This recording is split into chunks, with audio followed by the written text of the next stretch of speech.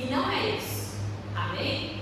Nós vemos aqui um Deus, da mesma forma, sempre mostrou para o homem o seguinte: as suas atitudes têm consequências. Você fazer o bem, existe a bênção. Você fazer o mal, você abre caminho para que essas maldições venham e te alcancem. Não é Deus se vingando, não é Deus fazendo mal, porque Deus não tem o mal para entregar para o homem. E nós vamos entender um pouco melhor porque eu estou destacando esse ponto. Mas vamos entender aqui essa maldição que vem e alcança aqueles que não escutam a voz do Senhor e não obedecem. Maldito serás tu na cidade e maldito serás no campo. Maldito o teu cesto e a tua amassadeira. Maldito o fruto do teu ventre e o fruto da tua terra, e as crias das tuas vacas e das tuas ovelhas. Maldito serás ao entrares e maldito ao saíres. O Senhor mandará sobre ti a maldição, a confusão e a ameaça em tudo quanto empreenderes, até que sejas destruído e repentinamente pereces por causa da maldade das tuas obras com que me abandonaste. O Senhor fará que a pestilência te pegue a ti, até que te consuma a terra, a que passas para possuí-la. O Senhor te ferirá com a tísica e a febre, a inflamação, e com o calor ardente, e a secura, e com o crescimento e a ferrugem, e isto te perseguirá até que pereces. Os teus céus sobre a tua cabeça serão de bronze, e a terra debaixo de ti será ferro. Por chuva da tua terra o Senhor te dará pó e cinza. Dos céus descerá sobre ti, até que sejas destruído. O Senhor te fará cair diante dos teus inimigos, por um caminho sairás contra eles, e por 7 caminhos fugirá diante deles, e será motivo de horror para todos os reis da terra. O teu cadáver servirá de pasto a todas as aves dos céus e aos animais da terra, e ninguém haverá que os espante. O Senhor te ferirá com as úlceras do Egito, com tumores, com sarna e com prurido, de que não possas curar-te. O Senhor te ferirá com loucura, com cegueira, com perturbação do espírito. Apalparás ao meio-dia como o cego apalpa nas trevas, e não prosperarás nos teus caminhos, porém somente serás oprimido e roubado todos os teus dias, e ninguém haverá que te salve. Desposar-te-ás com uma mulher, porém outro homem dormirá com ela. Edificarás casa, porém não morarás nela. Plantarás vinha, porém não a desfrutarás. O teu boi será morto aos teus olhos, porém dele não comerás. O teu jumento será roubado diante de ti e não voltará a ti. As tuas ovelhas serão dadas aos teus inimigos, e ninguém haverá que te salve. Teus filhos e tuas filhas serão dados a outro povo. Os teus olhos o verão e desfalecerão de saudades todo o dia, porém a tua mão nada poderá fazer. O fruto da tua terra e todo o teu trabalho comê-los a um povo que nunca conheceste, e tu serás oprimido e quebrantado todos os dias, e te enlouquecerás pelo que vires com os teus olhos. O Senhor te ferirá com úlceras malignas nos joelhos e nas pernas, das quais não te possas curar, desde a ponta do pé até o alto da cabeça. O Senhor te levará, e o teu rei que tiveres constituído sobre ti a uma gente que não conheceste, nem tu nem teus pais, e ali servirás a outros deuses feitos de madeira e de pedra. Virás a ser pasmo, provérbio e moldejo entre todos os povos a que o Senhor te levará. Lançarás muita semente ao campo, porém colherás pouco, porque o gafanhoto a consumirá. Plantarás e cultivarás muitas vinhas, porém do seu vinho não beberás, nem colherás as uvas, porque o verme as devorará. Em todos os teus limites terás oliveiras, porém não te ungirás com azeite, porque as tuas azeitonas cairão. Gerarás filhos e filhas, porém não ficarão contigo, porque serão levados ao cativeiro. Todo o teu alvoredo e o fruto da tua terra, o gafanhoto os consumirá. O estrangeiro que está no meio de ti se elevará mais e mais, e tu mais e mais descerás. Ele te emprestará a ti, porém tu não lhe emprestarás a ele. Ele será por cabeça, e tu serás por cauda. Todas essas maldições virão sobre ti, e te perseguirão e te alcançarão até que sejas destruído. Porque não ouviste a voz do Senhor teu Deus, para guardares os mandamentos e estatutos que te ordenou. Serão no teu meio por sinal e por maravilha, como também entre a tua descendência para sempre. Porque não serviste ao Senhor teu Deus com alegria e bondade de coração, não obstante a abundância de tudo. Assim, eu vou parar aqui. O que nós precisamos entender?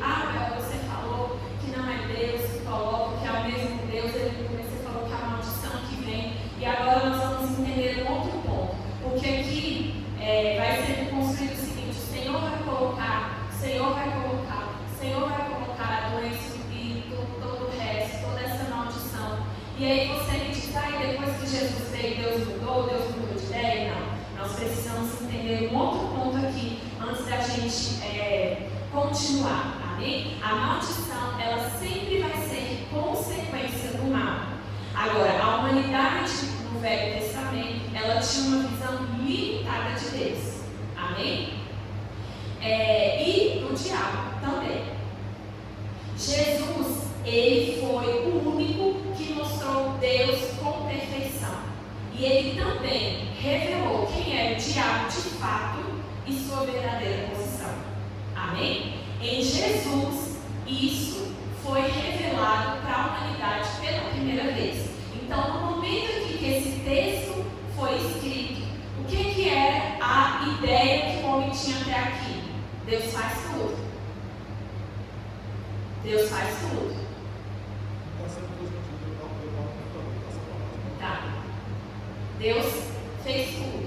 Amém? Então, a gente precisa entender que se Jesus revelou Deus com perfeição, e o que Jesus fez o tempo todo? Ele trouxe uma saída, uma solução para essa maldição.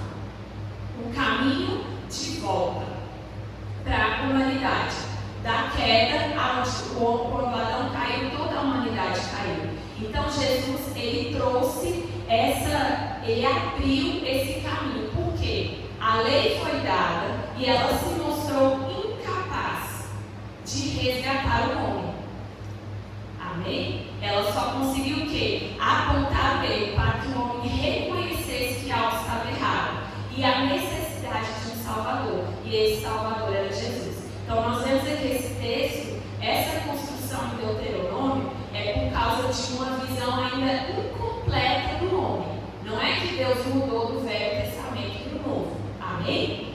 E quem completou a imagem, né? Imagem a gente fala no sentido abstrato. Quem revelou o caráter de Deus, o propósito de Deus, de fato, em sua completude, Jesus Cristo.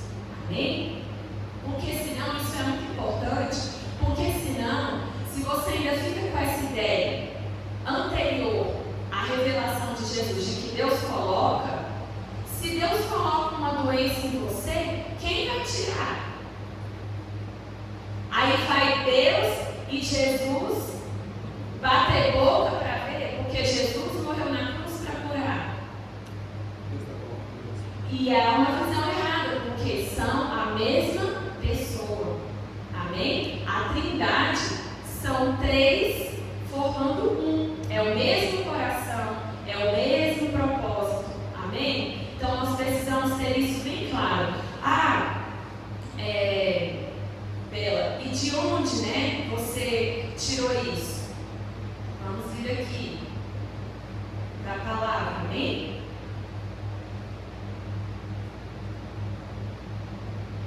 Aleluia.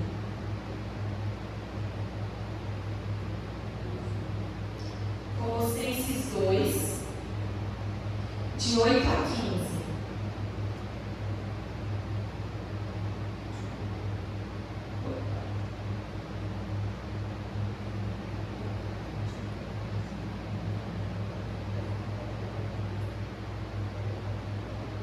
Colossenses 2, de 8 a 15, diz assim: cuidado que ninguém vos venha a enredar com sua filosofia e vezes, conforme a tradição dos homens, conforme os rudimentos, os lixos do mundo, e não segundo Cristo, porquanto nele, em Cristo, habita corporalmente toda a plenitude da divindade, toda a plenitude de Deus. Deus completo está em Jesus. Também nele estáis aperfeiçoados, ele é o cabeça de todo principado e potestade.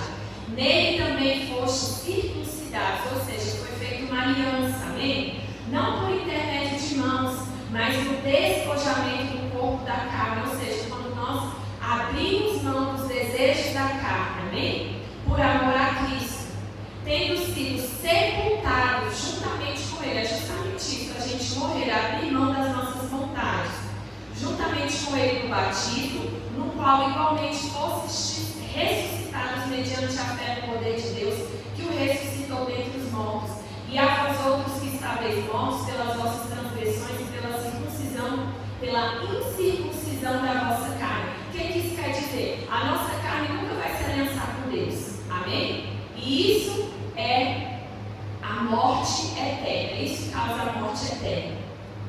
Tendo cancelado o escrito de dívida que era contra nós e constava de ordenanças, o qual nos era prejudicial, removeu-o inteiramente, encravando-o na cruz e despojando os principados e as potestades, publicamente os expôs ao desprezo, triunfando deles na cruz.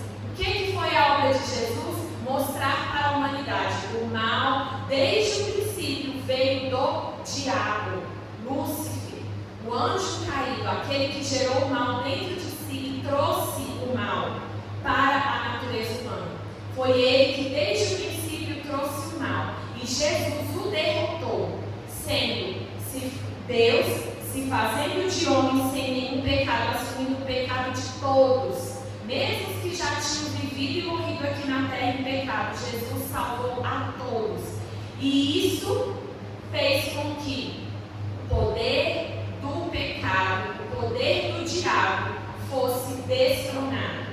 E aí ficou claro para a humanidade de onde vem o mal, de onde vem a maldição e de onde vem o bem. Então a gente precisa entender que a obra de Jesus na cruz, ela foi para nos resgatar dessa maldição, e naquele momento estava ficando claro para a humanidade qual era o propósito do coração de Deus desde sempre, que é abençoar o homem, e o que é o propósito do diabo desde sempre, que é amaldiçoar.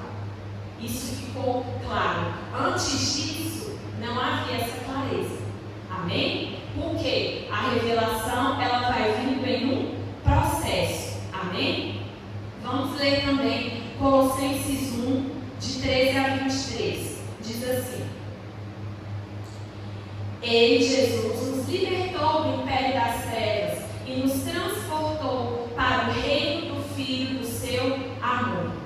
Antes de Jesus, lá naquela época de Deuteronômio que a gente lê, o homem estava sujeito ao império das trevas.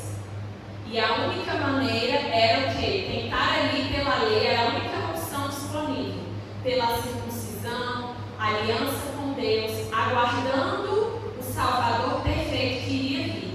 Quando Jesus veio, Ele nos libertou disso, amém? E nos transportou para o reino do Filho do seu amor, no qual temos a redenção da maldição, amém? A remissão dos pecados, que por aí também, isso também é a quebra dessa maldição, que ela vem pelo pecado. Se nós estamos redimidos do pecado, a força da maldição acabou.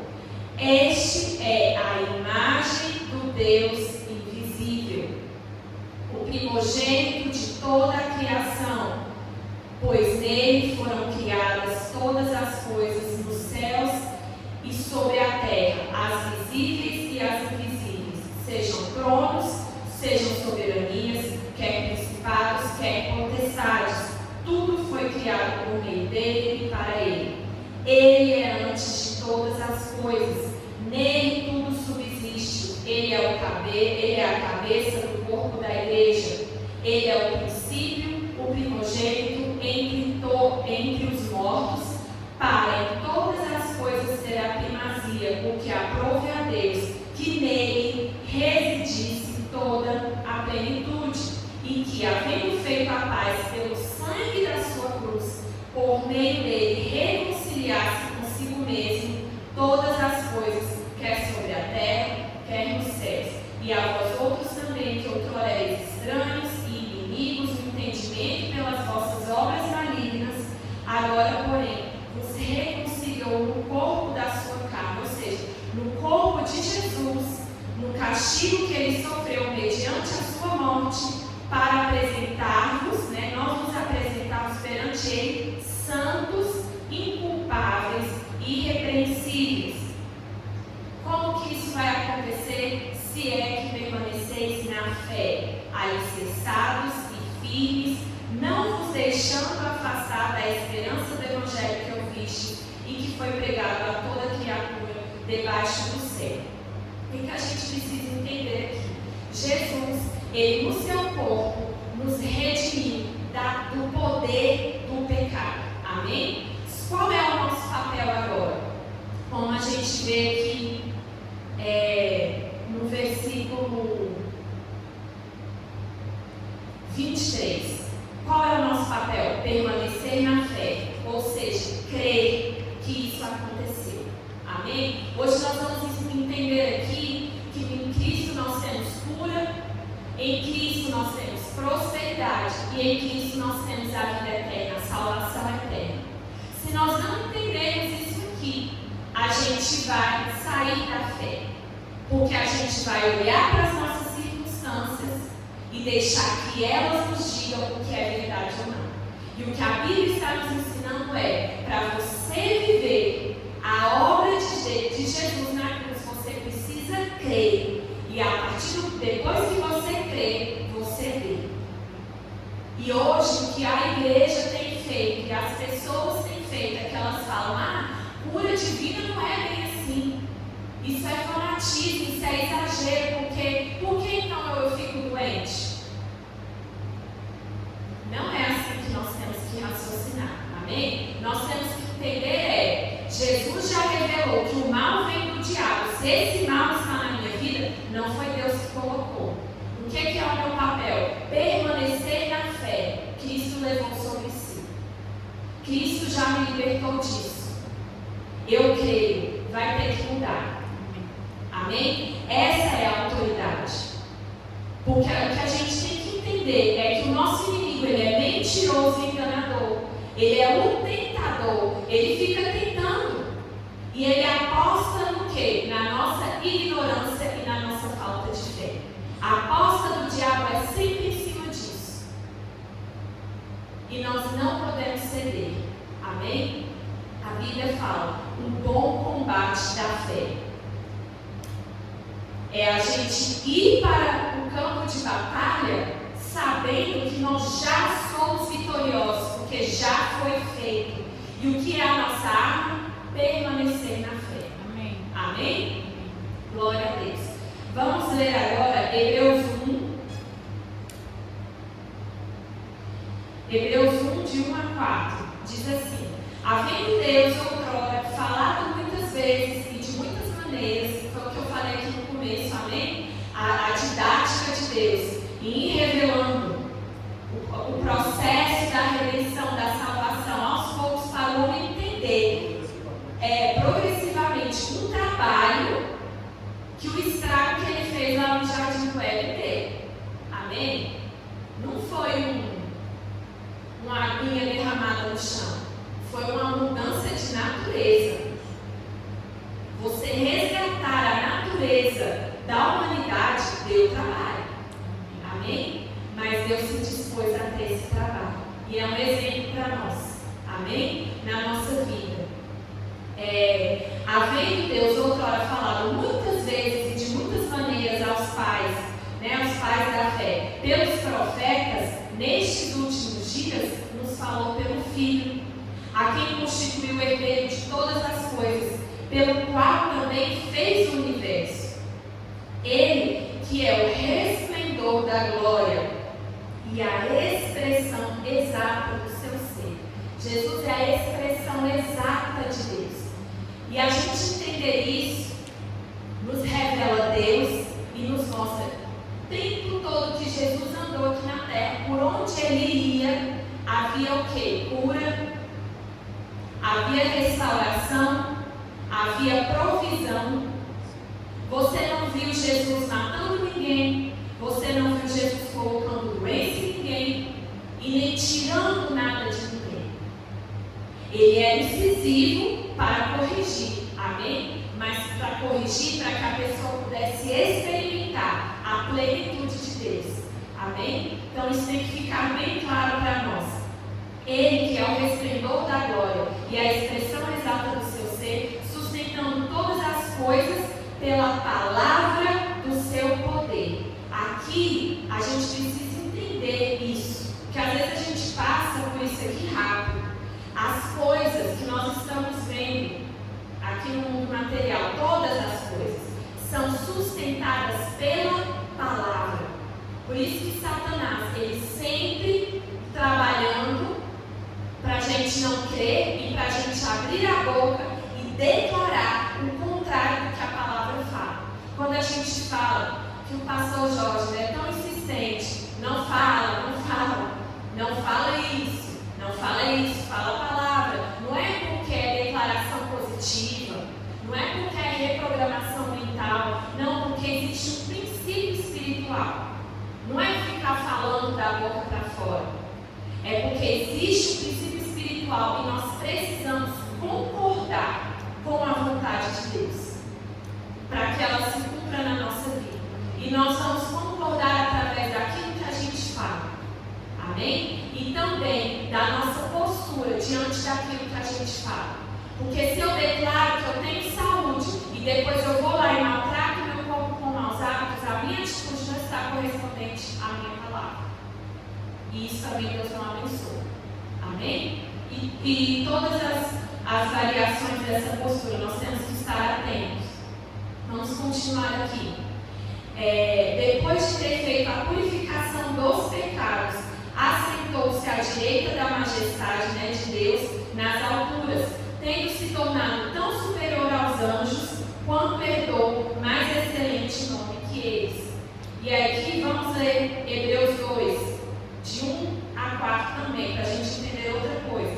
Por essa razão, importa que nos apeguemos com mais firmeza às verdades ouvidas, para que delas jamais nos desviemos, se tornou firme a palavra falada por meio de anjos, e toda transgressão ou desobediência recebeu justo castigo. Como escaparemos nós, se negligenciarmos tão grande salvação, a qual, tendo sido anunciada inicialmente pelo Senhor, foi-nos confirmada depois pelos que a ouviram, dando Deus testemunho juntamente com eles, por sinais, prodígios e vários milagres, e por distribuições do Espírito Santo segundo a sua vontade.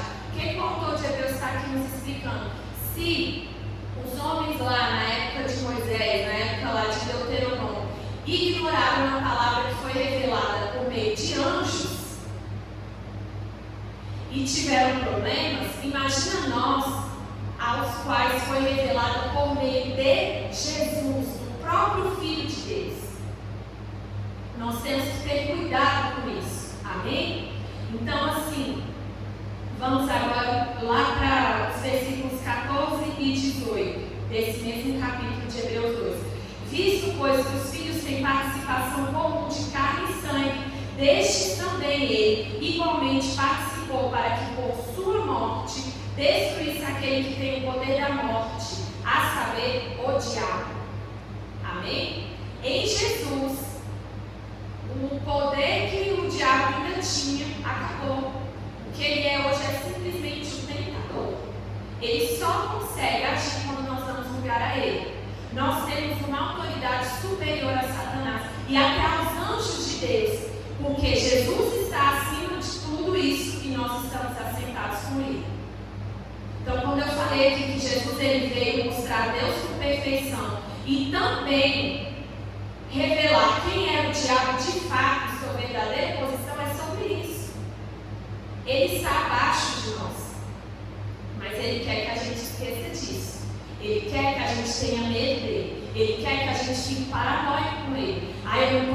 servir a Deus demais que aí o diabo vai me retalhar. Ah, isso é retaliação do diabo. Não, meu irmão, o diabo está abaixo de você. Então a gente não pode aceitar esse tipo de pensamento e nem declarar esse tipo de coisa, porque aí sim nós estamos devolvendo o poder que o diabo já perdeu para Jesus. E livrar-se todos que, pelo pavor da morte, estejam sujeitos à escravidão por toda a vida. Amém? Então nós somos livres disso, desse pavor da morte, desse medo de Satanás. E agora vamos ler Colossenses 3, de 1 a 3.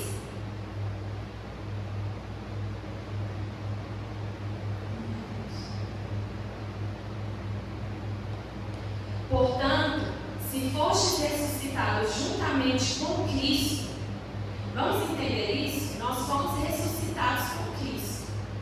Para onde Cristo foi espiritualmente? Assentado à direita de Deus. É lá que nós estamos.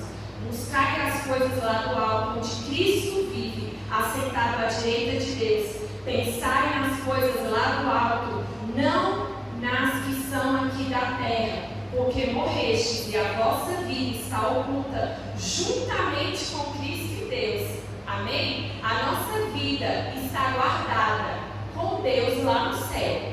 Amém? Não entregue essa autoridade para Satanás.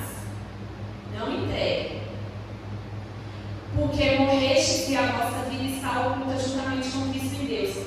Quando Cristo, que é a nossa vida, se manifestar, então vós também sereis manifestados com Ele em glória. Amém? Então aqui, vamos entender, todo esse processo nos resgatou dessa maldição.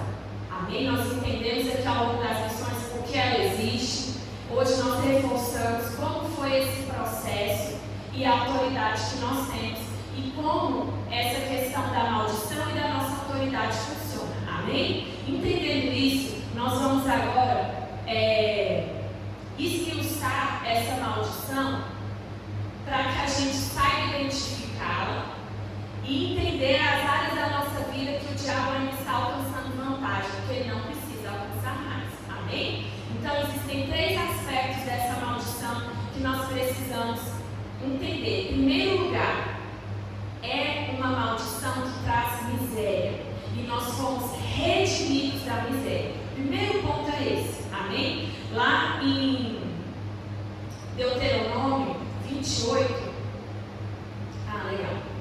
15 e 17, olha lá o que diz. Mas acontecerá que se não deres ouvidos à voz do Senhor teu Deus, para cuidares de cumprir todos os seus mandamentos, os seus estatutos que te ordeno neste dia, sobre ti virão todas essas maldições e te alcançarão. 16. Já está lá? Maldito serás tu na cidade, maldito serás tu no campo. Malditos serão o teu cesto e o teu armazém. Vamos ler agora 38 e 40. 38 a 40. Lançarás muita semente ao campo e colherás pouco, porque a locusta a comerá. Locusta é um tipo de gafanhoto. Plantarás vinhas e as cultivarás, mas não beberás o vinho, nem colherás as uvas, porque os bichos as comerão.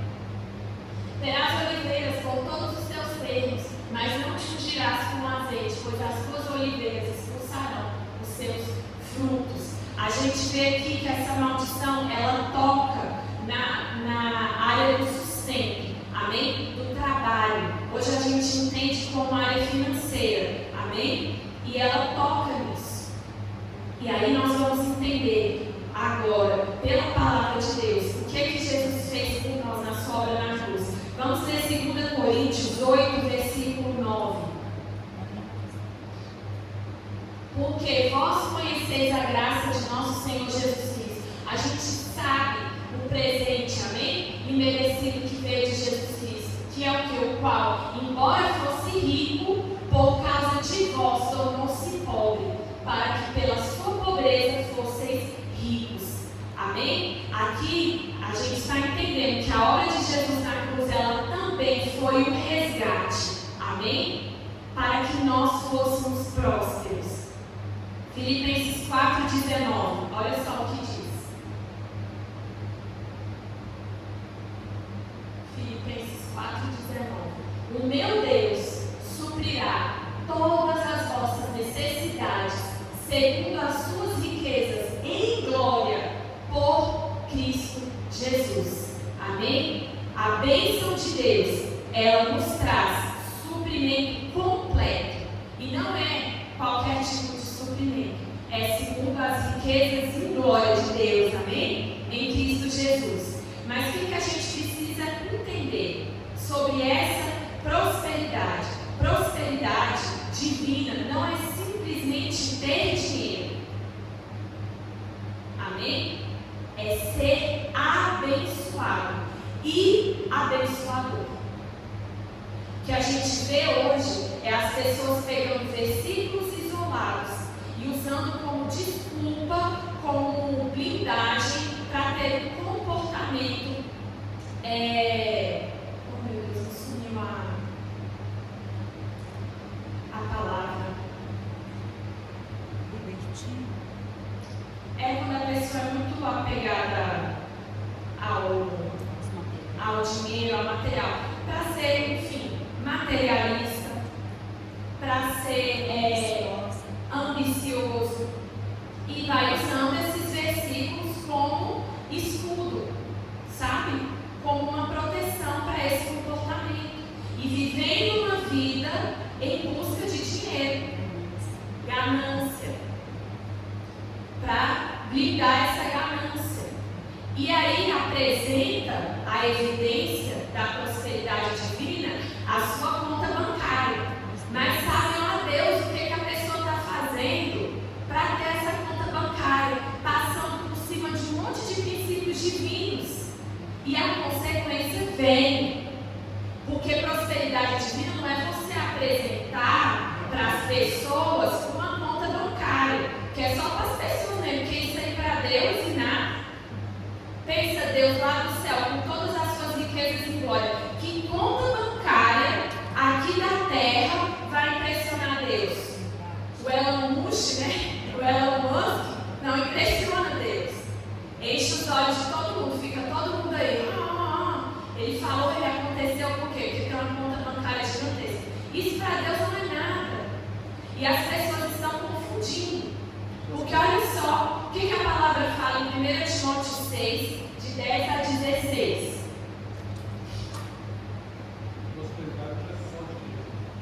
O amor ao dinheiro é a raiz de todo mal. E nessa cobiça, alguns se desviaram da fé e se transpassaram a si mesmos com muitas coisas. Espera só um minutinho, volta lá.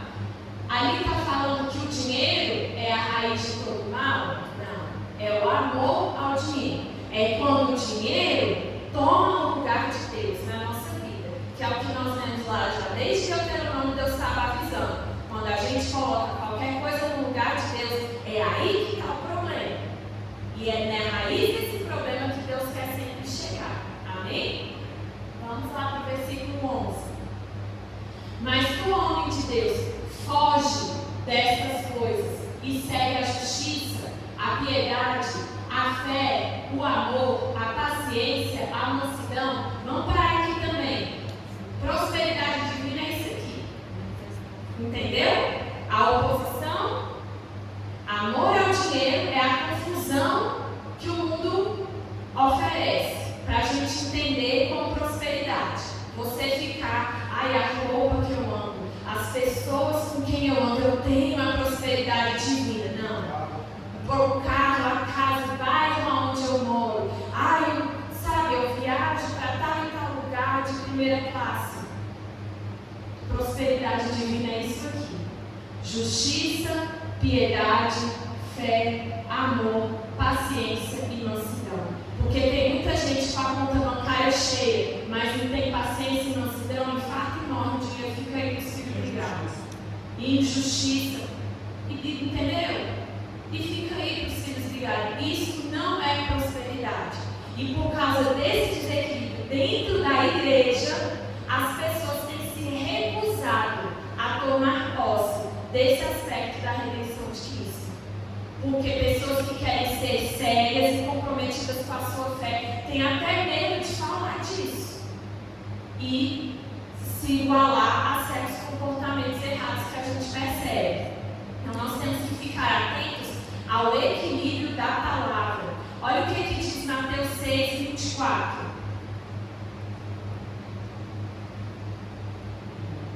Depois eu pergunto desse. Nenhum homem pode servir a dois senhores, porque um há de odiar um e amar o outro, ou se apegará a um e desprezará o outro. Não podeis servir a Deus e a Mamon. Mamon, nessa época, era uma entidade, né? um falso Deus que era adorado, que era o Deus das riquezas. Então não tem como. Ou é um ou é outro. Agora vamos entender o que está lá em Provérbios 8, 18. Riquezas e honra estão comigo, sim, riquezas duráveis e justiça. Aqui é Deus falando conosco. Existe riquezas e honra em Deus, amém? Mas são riquezas duráveis e justas. E essa conversa, a gente muitas vezes está disposto a ter, amém? A forma correta de enriquecer. E o que é riqueza de fato? Porque muitas pessoas são riquíssimas e a conta do banco está vaziinha, mas são abençoadas e abençoam muito mais do que gente que é rica aos olhos humanos. E essas pessoas são prósperas. E você precisa entender isso na sua vida, porque enquanto você também olhar para a sua conta bancária e condicionar isso à promessa de Deus, você vai estar suscetível a esses desequilíbrios e a mentiras de Satanás que podem fazer você cair da graça que te foi entregue, de ter uma vida próspera. Amém? A prosperidade divina, vamos continuar lendo lá 1 Timóteo 6, versículo 12. Vamos ler até o 16. Luta pelo combate da fé, toma posse da vida eterna, para a qual também foste chamado, tendo já confessado boa confissão diante de muitas testemunhas. Mando-te aos olhos de Deus, que todas as coisas vivifica, e diante de Cristo Jesus, que diante de Pôncio Pilatos deu testemunho de boa confissão. Manda o quê? Vamos ver agora. Que guarde este mandamento sem mácula e repreensão, até a aparição de nosso Senhor Jesus Cristo. Nós precisamos guardar o mandamento para viver a bênção. Só que agora nós temos um plus, que as pessoas que estavam na lei não tinham. Nós temos o Espírito Santo dentro de nós. A nossa natureza foi transformada. Nós temos uma nova vida em Cristo. Amém? Vamos continuar. A qual a seu tempo mostrará quem é o bendito e único poderoso, Rei dos reis e Senhor dos senhores. O único que tem a imortalidade e habita na luz da qual ninguém pode se aproximar, a quem nenhum dos homens viu nem pode ver, ao qual seja a honra e poder para sempre. Agora vamos lá, nesse mesmo capítulo, os versículos 17 e 18. Manda aos que são ricos neste mundo que não sejam altivos, nem confiem na incerteza das riquezas, mas no Deus vivo. Isso é prosperidade divina. Confiar no Deus vivo e não nas riquezas materiais, que abundantemente nos dá todas as coisas para deleites. Amém? A gente precisa entender que o trabalho, ele não é da onde vem a nossa provisão. O nosso trabalho é cumprir o propósito de Deus para a nossa vida. E quando nós fazemos isso, nós trabalhamos em algo que corrobora para o propósito de Deus para a nossa vida, nós recebemos a provisão que vem do céu, que é justa, é acompanhada de fé, é acompanhada de paz, de paciência, de mansidão e de justiça. Amém? A gente precisa parar de achar que justiça vai vir de algum modelo político ou econômico. A justiça vem quando as pessoas obedecem a palavra de Deus. Porque palavra de Deus há equilíbrio. Você trabalha, você não é preguiçoso, você não trabalha se ressentindo do seu chefe e você não trabalha explorando seus funcionários.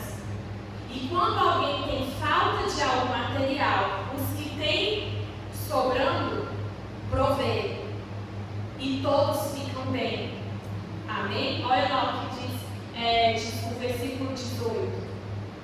Que façam bem, que sejam ricos em bons trabalhos, prontos a repartir, dispostos a se comunicar. Olha que interessante isso. Ricos em bons trabalhos. Isso engloba tanta coisa.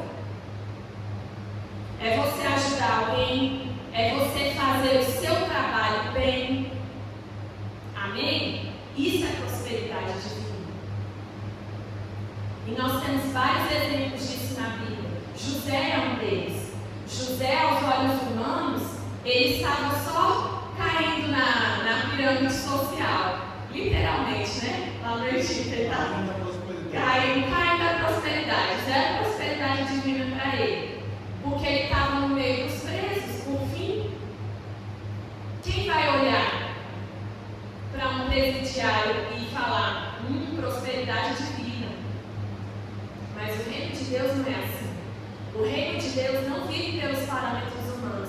Mas o que José tinha? Paciência, mansidão, integridade.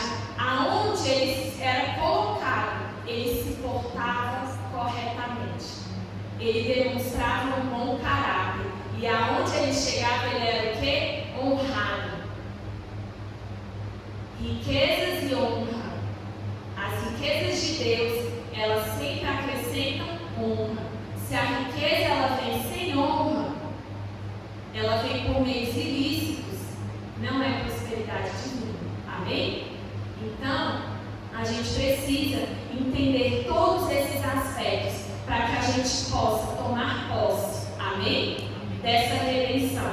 Entender com o equilíbrio e a sabedoria da palavra. Porque se a gente não tiver isso, a gente duvida desse aspecto da redenção. E sabe o que acontece? Se eu não crer que eu fui redimido da miséria, e a mesma coisa para a cura, o diabo vai alcançando o território até você não crer que você foi salvo. Já parou para pensar nisso? Quando muitas pessoas que estão doentes, sofrendo com uma doença, acabam duvidando da própria salvação. Por que isso? Esse caminho? Porque está tudo junto, é no mesmo pacote. E se a gente começa a duvidar de um aspecto, todos os outros vão desmoronando. Amém? Algo que meu pai ensinou aqui um dia no culto à noite e destravou assim. Ele falou: a mesma fé que você tem para a sua salvação, que você crê que se você morrer hoje você vai para o céu, é a mesma fé que te cura e que traz provisão para a sua vida.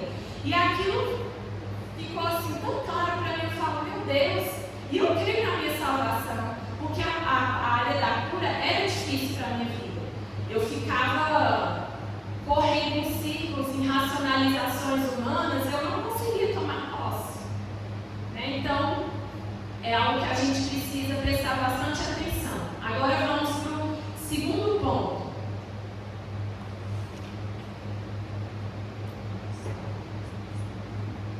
Redimidos da enfermidade. A gente vê lá em Deuteronômio 28, versículo 22. O Senhor te ferirá com a tuberculose, com a febre, com a inflamação e com um ardor intenso, e com a espada, e com golpes, e com a ferrugem, e te perseguirão até que pereças. 16. Versículo 16. Maldito serás. Ai, perdão, Gabi, eu li errado. É o 27 mesmo, 28. 27, 28. O Senhor te ferirá com as úlceras do Egito, com tumores, com sarna e com coceira, das quais não te poderás curar. O Senhor te ferirá com loucura e cegueira e espanto de coração. Olha a saúde mental ali. Porque às vezes, muitas nessa área, a gente fica achando que só os métodos humanos e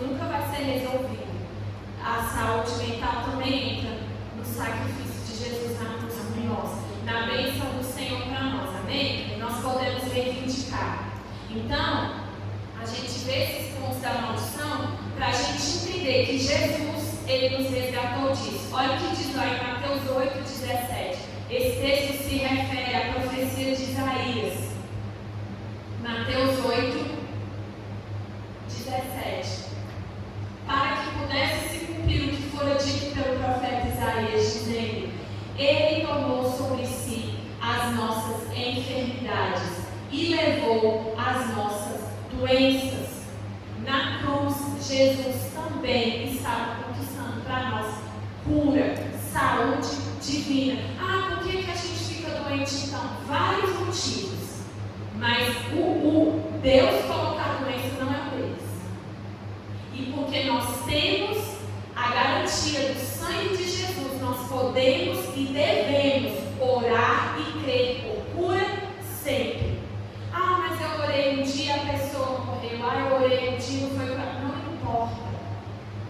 Existe uma promessa. Se não aconteceu, tem vários outros motivos que não são essa promessa não ser verdadeira. Amém? Nós precisamos guardar isso com muito zelo dentro do nosso coração. Porque aquilo que eu falei, a partir do momento que a gente abre uma brecha para dizer que não é verdade sempre, a gente coloca em risco a fé para a nossa salvação também. Porque está tudo no mesmo pacote.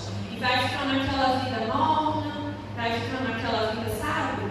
Que as pessoas ficam falando hoje, por que não tem uns milagres igual tinha antigamente? Porque hoje a gente quer mais em médico, hospital e remédio do que em Deus. E eu falo isso sem medo de parecer radical. Pode parecer que eu sou radical. Que é isso? Nós somos assim. A gente acredita mais no remédio do que em Deus. Remédios que muitas vezes passam por estudos fraudulentos e são vendidos para nós, para pessoas ganharem dinheiro, que o último pensamento delas é a nossa saúde. Então, pessoas pensando em ficar milionárias com projetos alinhados com o governo para forçar certos medicamentos em certas situações, tudo politicagem, para os envolvidos ficarem ricos, a última preocupação deles. E a gente vê, porque uma época tal remédio é maravilhoso, outra época é o fim do mundo. Sabe? Então, assim, e a gente fica confiando mais nisso do que em Deus. O que não quer dizer que eu esteja falando aqui que você tem que parar de tomar os remédios que seu médico mandou você tomar. Mas você pode ter certas conversas e você pode questionar. Mas não tire assim abruptamente. Converse com seu médico. Porque muitas vezes a gente crê cegamente na ciência e crê com ressalvas em Deus. E eu te garanto, Deus quer mais e melhor do que os médicos. Amém? Ele te conhece, ele sabe o que é melhor para você. Então nós precisamos entender o seguinte: desenvolver a escuta, escutar a voz do Senhor, escuta atentamente, desenvolver o relacionamento com Deus e tomar posse desses aspectos. Amém? Da remissão que Jesus operou ali na cruz por nós. Porque existe sim cura divina para nós. Não é plano de Deus que a gente sofra com doenças. E não é plano de Deus que a gente também finja que não tem doença para parecer que é muito espiritual. Não é isso. Nós precisamos ser honestos diante de Deus. Senhor, por que essa doença me alcançou? Essa é uma conversa que muitas vezes a gente não quer ter.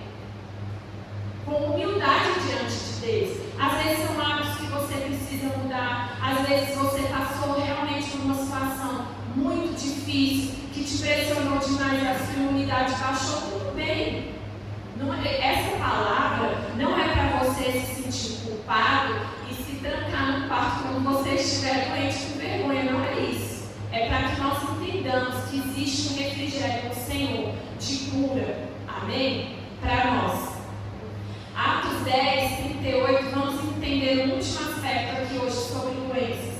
Olha o que diz lá. Como Deus ungiu a Jesus de Nazaré com o Espírito Santo e com poder. Para quê? O qual andava fazendo o bem e curando. Aí você pensa assim, a todos os doentes, mas olha a expressão que ele coloca no lugar de doentes, né? Porque você cura quem está doente. Olha que interessante essa construção. Ele curava quem? A todos os E aqui a gente entende isso, que a doença, ela é, antes de mais nada, uma opressão do diabo. Amém?